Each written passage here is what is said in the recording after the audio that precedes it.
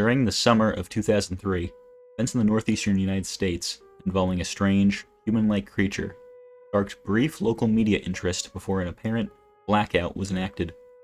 Little or no information was left intact, as most online and written accounts of the creature were mysteriously destroyed. Primarily focused in rural New York State and once found in Idaho, self-proclaimed witnesses told stories of their encounters with a creature of unknown origin. Emotions ranged from extremely traumatic levels of fright and discomfort to an almost childlike sense of playfulness and curiosity. While their published versions are no longer on record, the memories remain powerful.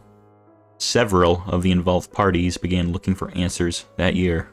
In early 2006, the collaboration had accumulated nearly 24 documents dating between the 12th century and present day, spanning 4 continents. In almost all cases, the stories were identical. I've been in contact with a member of this group and was able to get some excerpts from their upcoming book. A Suicide Note, 1964. As I prepare to take my life, I feel it necessary to assuage any guilt or pain I have introduced through this act. It is not the fault of anyone other than him. For once I awoke and felt his presence, and once I awoke and saw his form. Once again I awoke and heard his voice and looked into his eyes. I cannot sleep without fear of what I might next awake to experience. I cannot ever awake. Goodbye. Found in the same wooden box were 2 empty envelopes addressed to William and Rose, and 1 loose personal letter with no envelope. Dearest Linny. Dearest Linny. I have prayed for you. He spoke your name.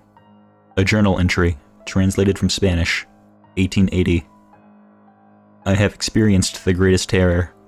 I have experienced the greatest terror. I have experienced the greatest terror. I see his eyes when I close mine. They are hollow, black. They saw me and pierced me. His wet hand. I will not sleep. His voice. The rest of the journal entry is unintelligible. A Mariner's Log, 1691. He came to me in my sleep. From the foot of my bed I felt a sensation. He took everything.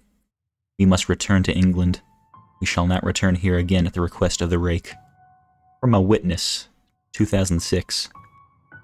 3 years ago, I had just returned from a trip from Niagara Falls with my family for the 4th of July.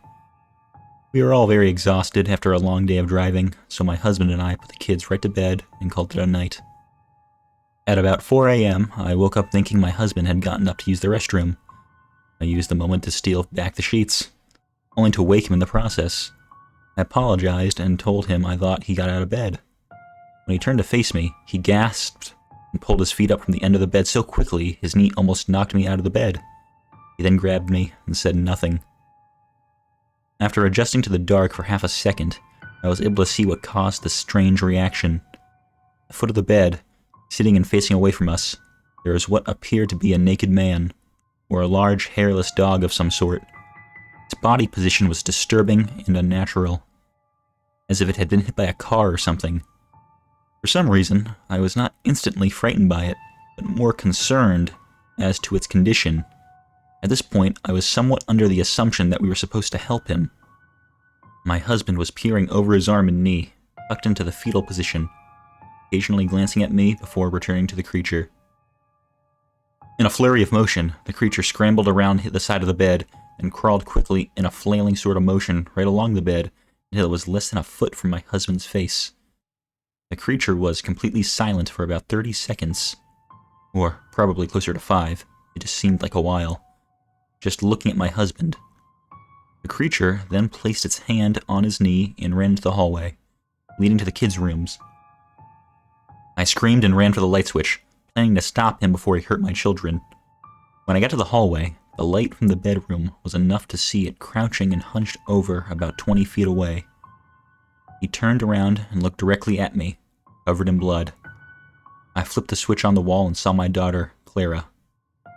The creature ran down the stairs while my husband and I rushed to help our daughter. She was very badly injured and spoke only once more in her short life. She said, "He is the Rake." My husband drove his car into a lake that night while rushing our daughter to the hospital. They did not survive.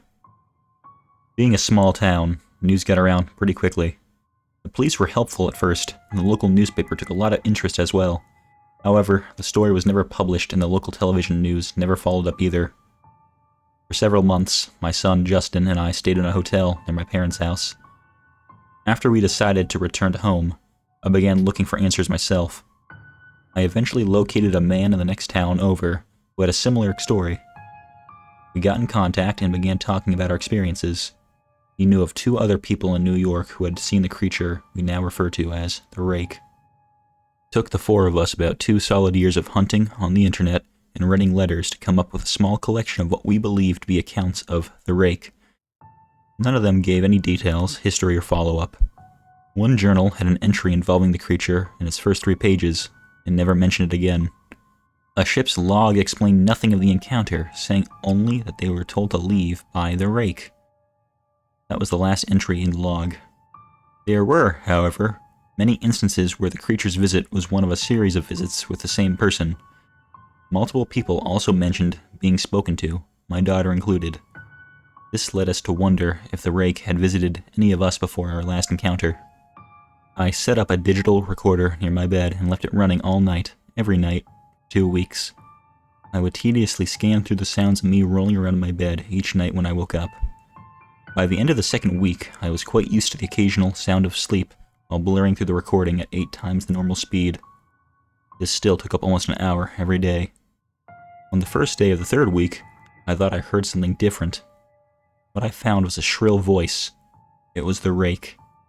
I can't listen to it long enough to even begin to transcribe it. I haven't let anyone listen to it yet. All I know is that I've heard it before, and I now believe that it spoke when it was sitting in front of my husband. I don't remember hearing anything at the time, but for some reason, the voice in the recorder immediately brings me back to that moment. The thoughts that must have gone through my daughter's head make me very upset. I have not seen the Rake since he ruined my life, but I know that he has been in my room while I slept.